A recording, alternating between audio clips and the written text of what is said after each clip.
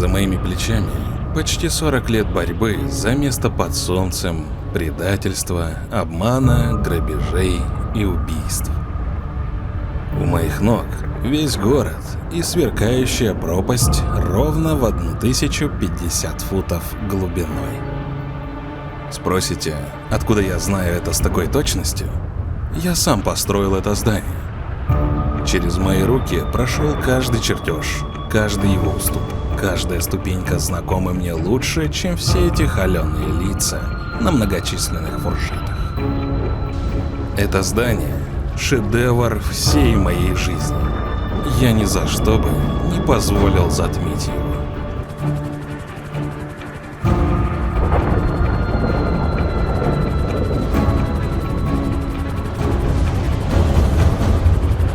Фогель, не делай глупостей! Ты даже тут меня нашел, ублюдок.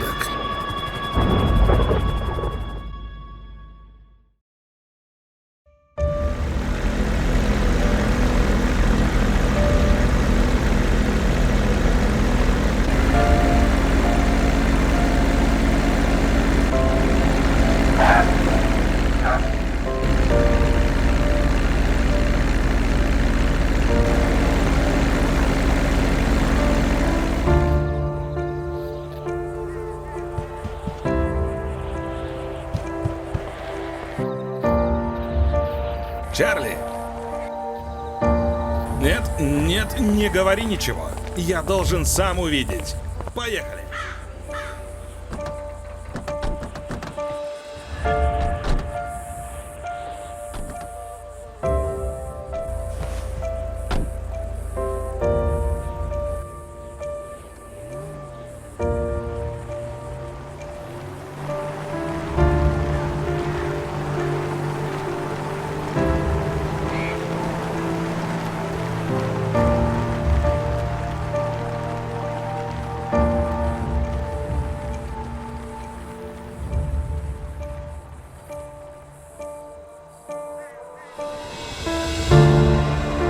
Господа, на наших глазах открылась новая страница не только в истории нашей компании, но и в истории всего города.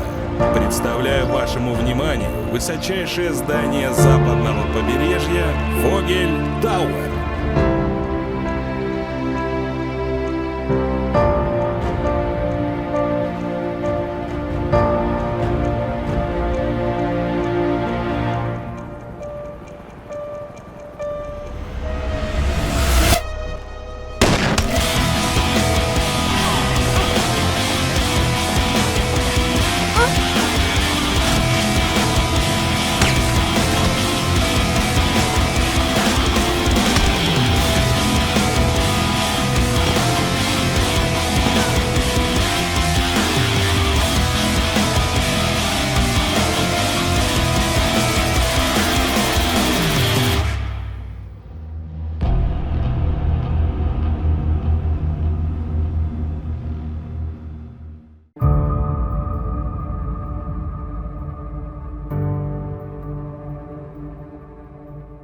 Господа, я пригласил вас, чтобы выяснить, зачем вы желаете приобрести участок земли вблизи моего здания. А какая вам разница? Мы с братом хотим этот участок и готовы предложить вам справедливую цену. Ваша компания терпит убытки, и здание, о котором вы говорите, уже не ваше. По пути в ваш офис мы видели, что там меняют вывеску. Да, Виктор? Борис прав. Ваше бывшее здание теперь принадлежит Мейсбанк. Дела плохи, Фогель. Вашей компании угрожает банкротство, а мы предлагаем живые деньги. Сколько же? 50 миллионов. Вы шутите? Это неслыханно. Слишком много? Можем дать и меньше. Наоборот. Я не знаю, откуда вы там приехали, но в центре нашего города за такие деньги можно купить только место под газетный киоск. Видимо, я не совсем ясно выразился. Но разжевывать у меня нет никакого желания. Через 2 дня к вам подскочит человек с бумагами, и вы все сделаете как надо. Вам придется это сделать, Фогель. Что? Вы сумасшедшие!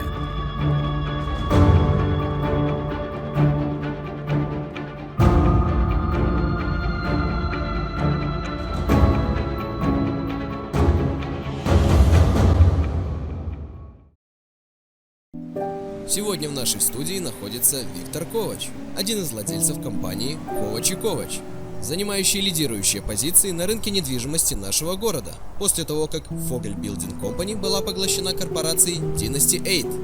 Итак, мистер Ковач, позвольте поинтересоваться, каковы планы вашей компании на ближайшее время? Во-первых, хочу поблагодарить всех наших клиентов, благодаря доверию которых наша компания достигла такого положения.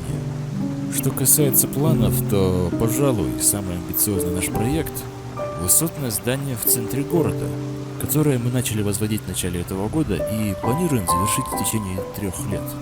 Я думаю, настала пора объявить широкой общественности, что это здание будет достигать 2000 футов в высоту, и таким образом станет самым высоким зданием не только в городе, но и во всей Америке. Соседнему зданию Мейсбанк не снилось. Мерзавец. Эти два ублюдка думают, что смогут втоптать меня в грязь? Я не допущу этого. Джонни, срочно в мой офис. Билл, если мы продадим все активы подчистую, сколько мы можем добыть денег к концу месяца?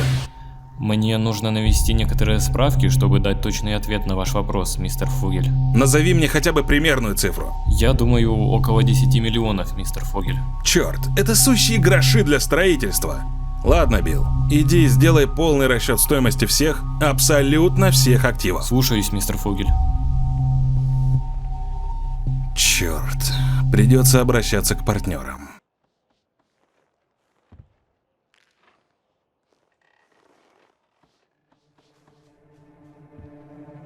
Господа, я хочу предложить вам уникальный проект. Высотное здание в 3000 футов высотой. Более 200 этажей, невероятно большие площади под продажу и аренду.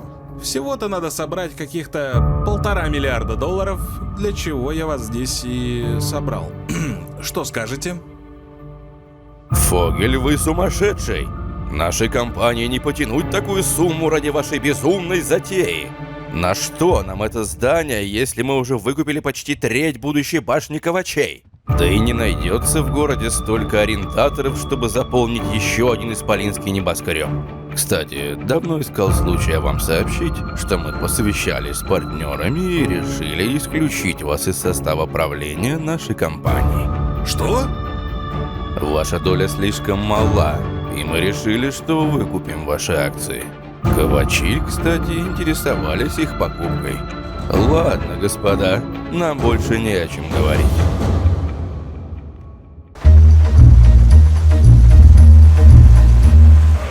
Знаете, многие считают, что если б я был помоложе и чуть мясистее, то был бы как 2 капли воды похож на Джека Ховинстера. Знаете того известного актера? Тот-то на меня бабы часто западают. Вообще я заметил, что многие обычные люди мне кого-то напоминают. Вот вы, например, если бы не ваши усы, были бы вылитый... Хотите чаевых? Давайте ехать молча. Как скажете, сэр.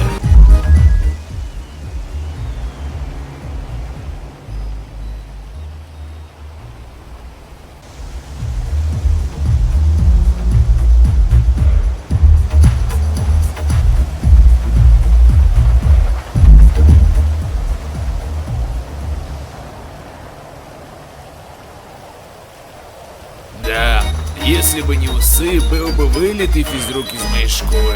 Впрочем, характер у этого парня такой же говнистый.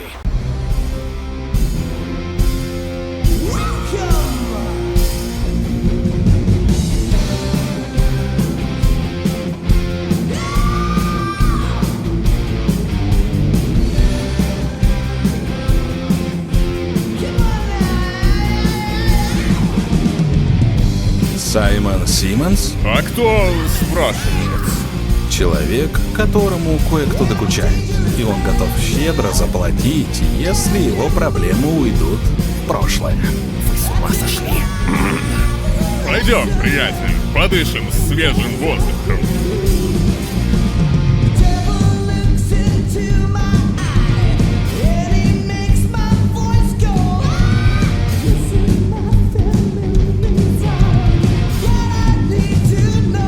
Вы бы еще объявление в газету дали, что ищете киллера. Бар полон стукачей и прочего отребья. Кто вам сообщил, где меня найти? Один знакомый. Перестаньте уже страдать конспирологией, Фогель. Эти усы вам не идут. Да, я знаю, кто вы. Снимите это недоразумение с вашего лица. Пойдем в мою машину.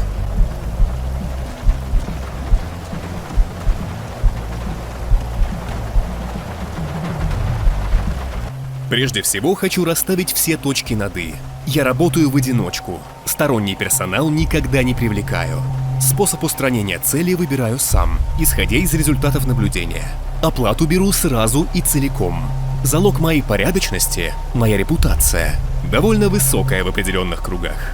Будь это иначе, вы бы обратились не ко мне, а к кому-нибудь другому, верно? За ваши деньги работа будет выполнена безукоризненно. Полиция никогда не раскроет дело. А если раскроет, то под раздачу попадет какой-нибудь случайный персонаж типа Дворецкого. Надеюсь, вы поняли шутку. Итак, кто должен умереть? Братья Ковач. Ого, понимаю вас. Это будет стоить... 10 миллионов, я думаю, будет достаточно для покрытия риска и издержек. По 5 за каждого. 10? Но это все, что у меня есть. Я останусь нищим, без гроша в кармане, если отдам вам такую сумму. Послушайте, Фогель, сумма окончательная и обсуждению не подлежит. Если вы настроены серьезно, жду вас на пирсе Чумаши с деньгами через неделю. Если нет, тогда этого разговора не было. Доброй вам ночи.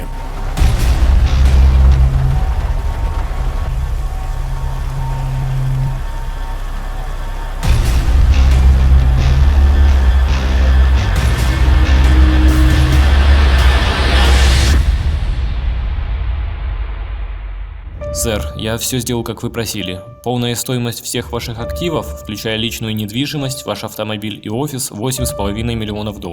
8,5? Ты же говорил 10. Виноват, сэр, я ошибся. Год от года ваше состояние снижалось, вы работали себе в убыток. Дьявол. Ладно, Билл, в течение недели мне нужны все эти деньги. Продавай от моего имени все, что сможешь продать. Сэр? Да, Билл, я даже не смогу заплатить тебе за следующий месяц, но эту неделю ты все еще работаешь на меня. Сэр, я вас понял, сэр. Разрешите идти? Иди.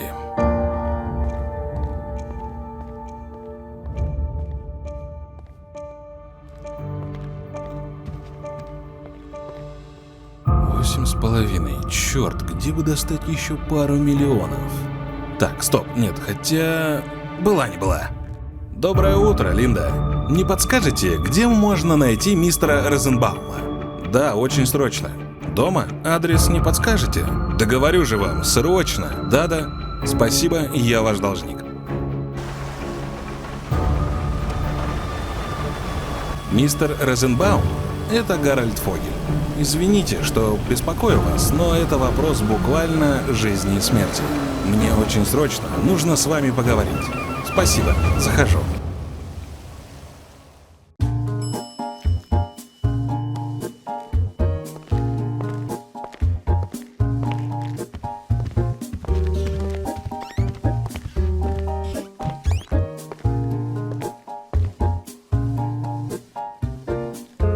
Стойте на месте, Фогель. Горничная только что помыла полы, а вы с улицы. Милый, я в теннисный клуб. Дома буду вечером.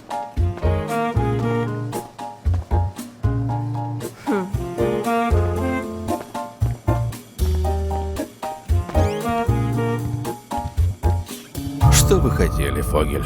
Мистер Розенбаум, мне буквально не к кому обратиться, кроме вас. Я хочу попросить у вас одолжение. Сколько? 1,5 миллиона. Я не дам вам ни цента, Фогель.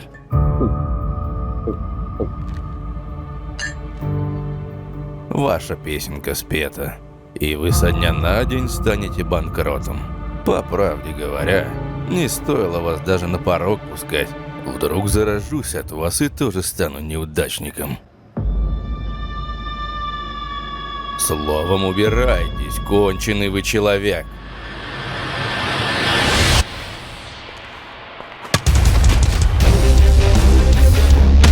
Ах, ты, старая гнида!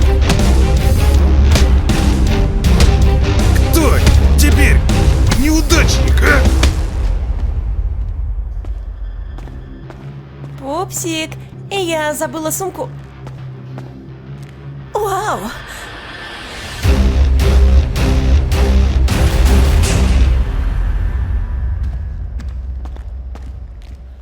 Послушайте, я не знаю, что на меня нашло.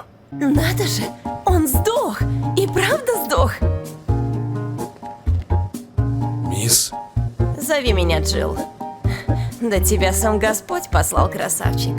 Всегда мечтала, что эта свинья отбросит коньки, и я смогу как следует пошарить у него в сейфе. Да все никак случая не находилось, а тут ты. У него есть сейф? Да, в спальне. Код я знаю. Слушай, сладкий, раз все так обернулось, то мы поделим эти деньги. Ты все-таки помог мне избавиться от этого ублюдка.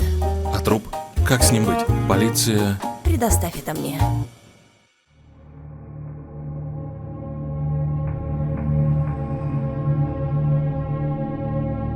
Вскрытие и расследование показало, что мистер Розенбаум пытался встать, принимая ванну. Поскользнулся, ударился головой о водопроводный кран, потерял сознание, упал и нахлебался мыльной воды, что и привело к смерти.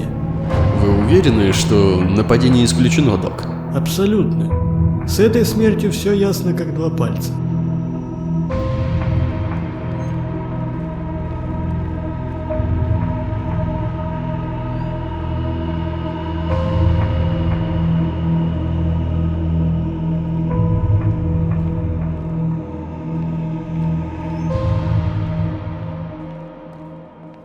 Как? Расслабься. Я знаю толк в этих делах. Пришлось подмазать этого чурбана, конечно, но дело того стоило. Для тебя такие дела не в новинку? Слушай, я повидала в жизни всякого дерьма. Приходилось делать разные вещи. Ладно, поехали за деньгами. Они в отеле.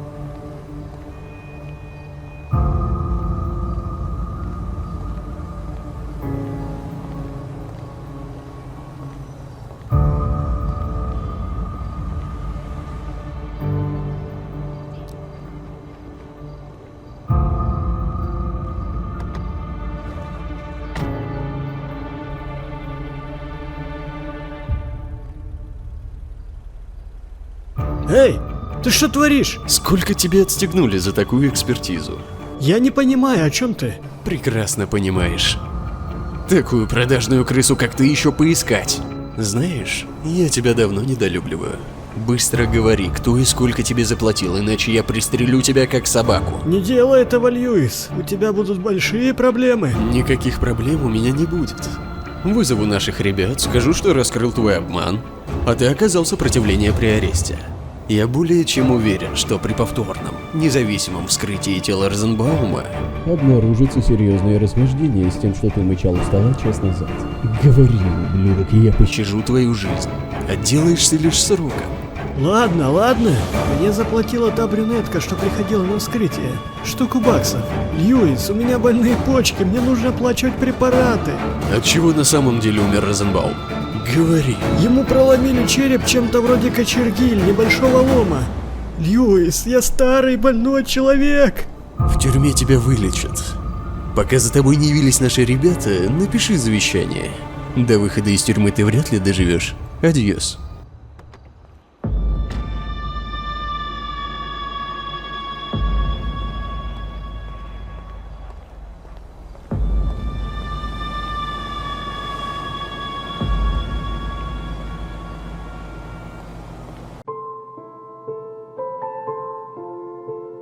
В каждой сумке примерно 2 миллиона. Одна из них твоя. И мы разбегаемся и забываем обо всем произошедшем.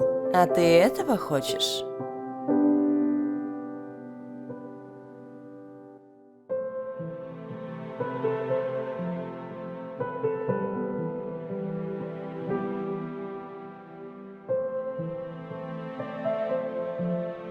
Куда потратишь деньги? Есть одно дело, можно даже сказать, дело чести, дело моего доброго имени. Забавно. Мы убили и ограбили человека, переспали в конце концов, а я до сих пор не знаю, как тебя зовут. Гарольд. Гарольд, ты сейчас полежишь, потом встанешь, оденешься и просто уйдешь, да? А у тебя есть другие варианты? Ну, может, нам с тобой по пути?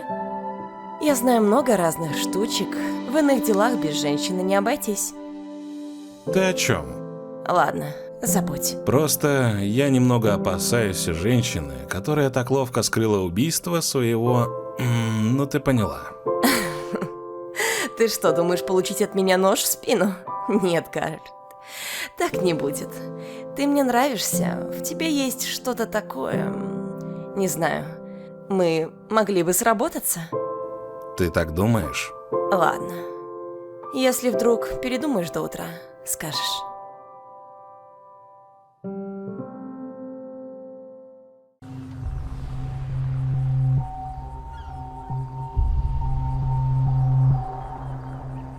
Джилл, ты уверена, что хочешь в этом участвовать? Если бы не хотела, ты бы приехала сюда на такси. Да, ладно, я пошел. Удачи, милый.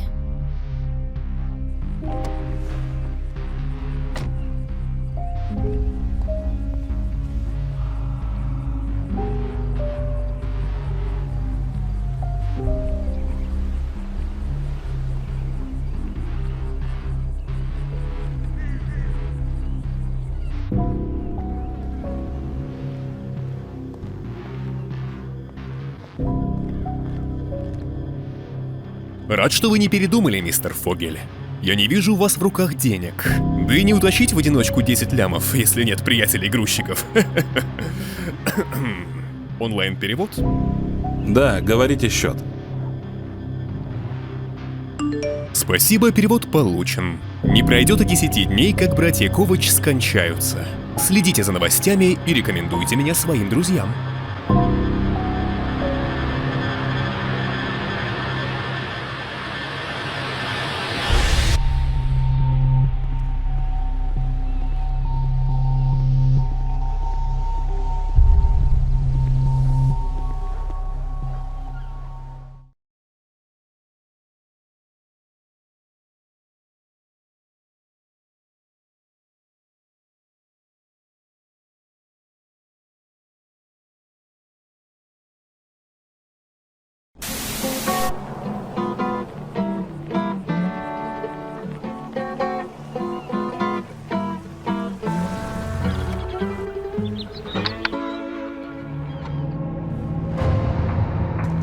Привет, мистер Фогель.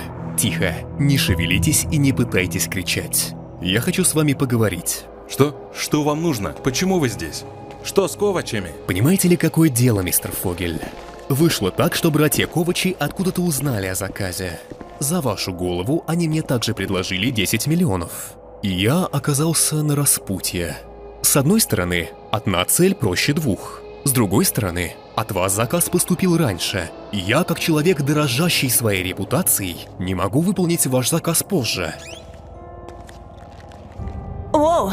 Ваша курочка, мистер Фогель. Кто этот мужик? Милая, это Саймон Симмонс. И он... Короче говоря, мы с ним беседуем. Интересная поза для беседы.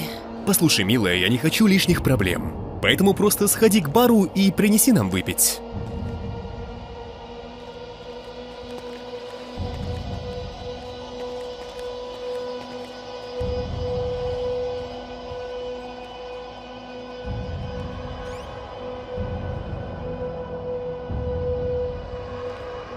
Так вот, мистер Фогель.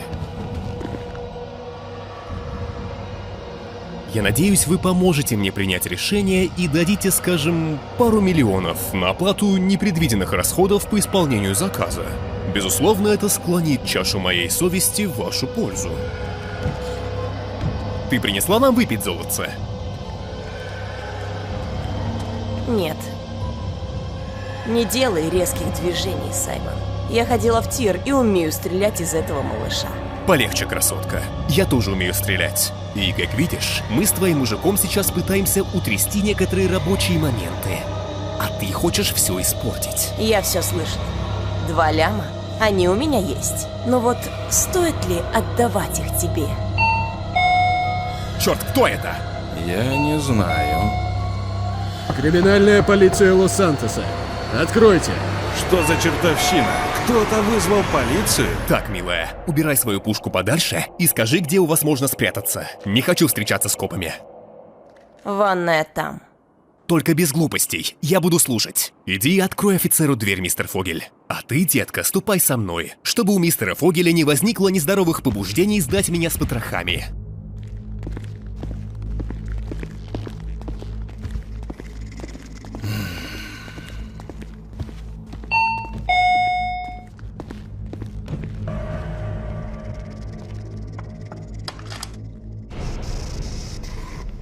Вы Гарольд Фогель? Да, это я. С кем имею честь? Детектив Льюис, ЛСПД, убойный отдел. Я видел вас на оглашении результатов вскрытия Розенбаума. С вами была высокая брюнетка в солнцезащитных очках. Вы знаете, кто она?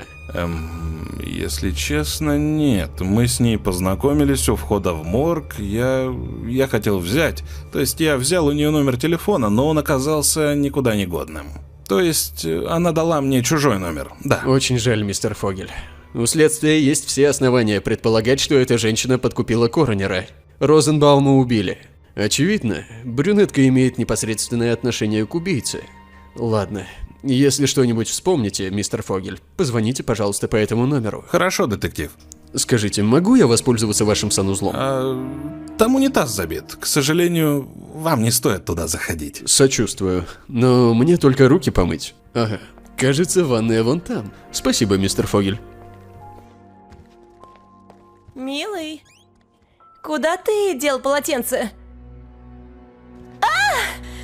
Кто вы? Не смотрите на меня! О, боже! Извините великодушно, мистер Фогель. Не хотел побеспокоить вашу... даму. До свидания.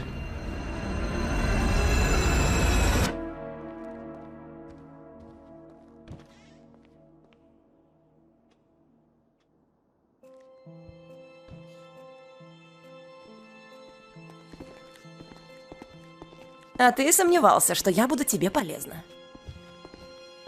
Да уж, Фогель, девочка у вас что надо, смекалистая. Повезло вам с ней. Но вернемся к нашим баранам. Деньги будут.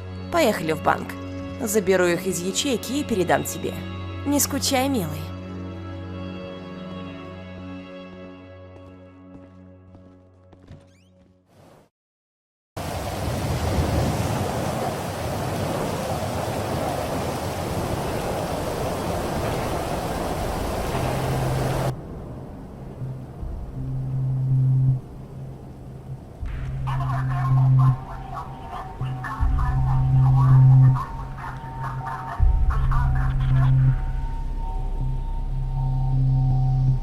Детектив Льюис? Детектив?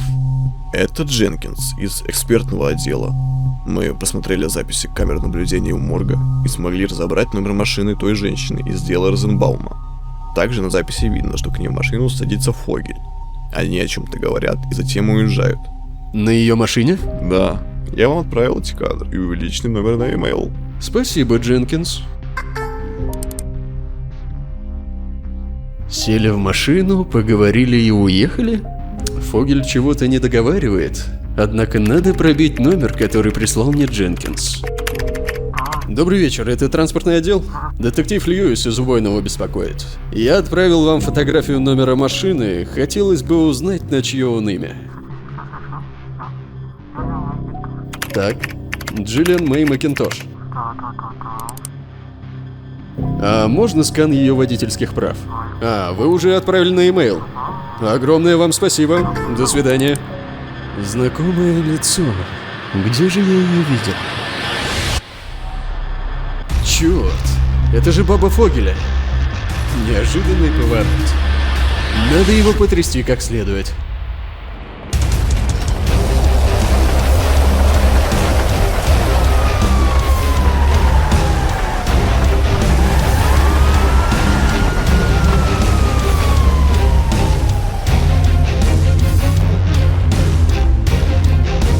Мистер Фогель, это детектив Льюис. Нам надо поговорить. Фогель, откройте дверь, иначе мне придется войти силой.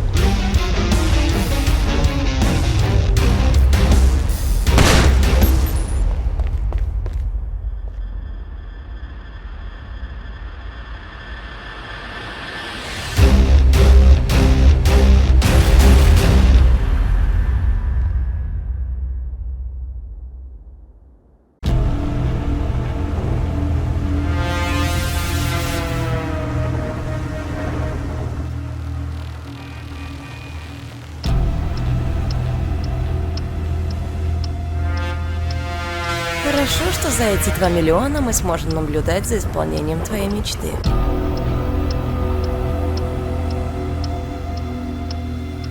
О, да.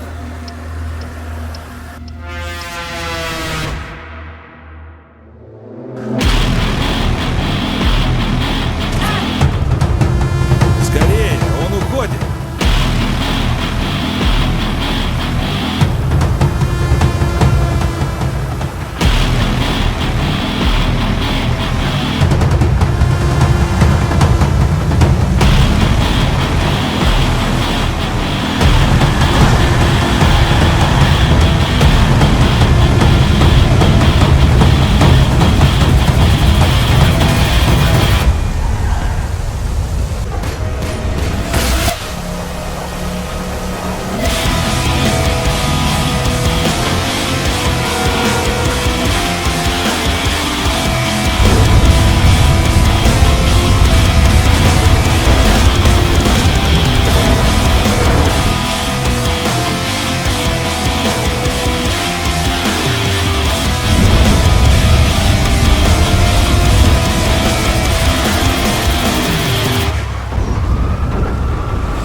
Джилл, возьми эти деньги, езжай в аэропорт и купи 2 билета до Либерти на полуночный рейс. Нам нельзя дольше оставаться в этом городе. Я должен закончить начатое. Встретимся в аэропорту. Скорее.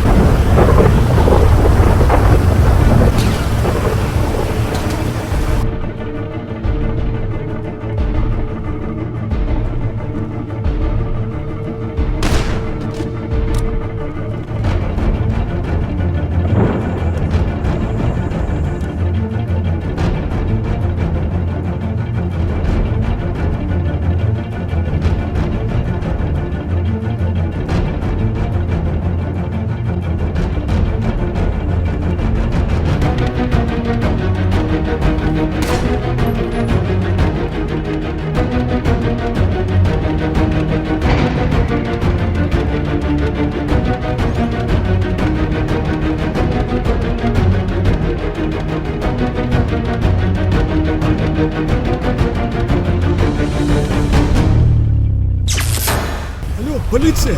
Тут у башни Мейсбанка перестрелка. Какой-то мужик гонится за Ковачем, застройщиком. Его еще по телеку показывали. Да откуда я знаю? Я ж не коп. Ленивые черти. Диспетчер. Свободным экипажем. Нападение с применением огнестрельного оружия у башни Мейсбанка. Свидетель сообщил, что опознал одного из подозреваемых как Ковача. Прием. Вас понял. Говорит детектив Льюис. Запрашиваю подкрепление.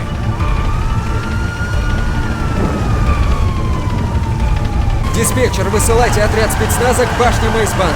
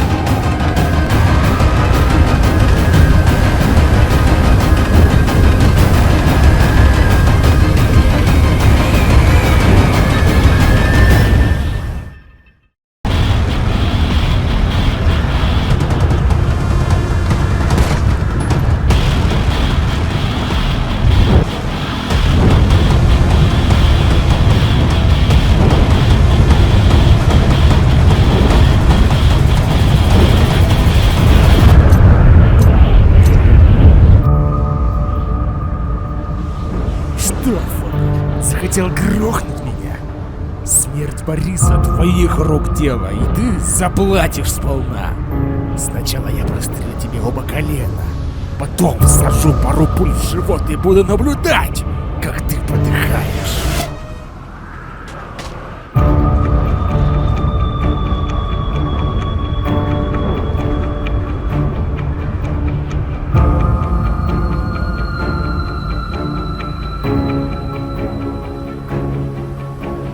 Извини, приятель, контракт я выполнил, а дальше уже не мое дело.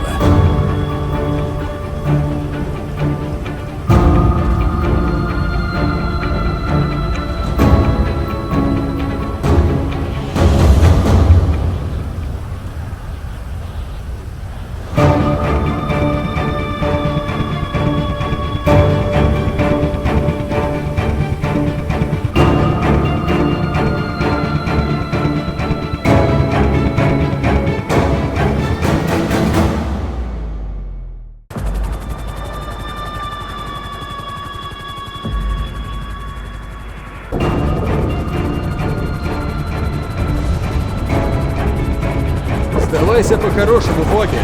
Мне все известно про Розенбаума. Бежать больше некуда. Здание, построенное мной, поможет мне сделать последний, самый важный шаг в моей жизни.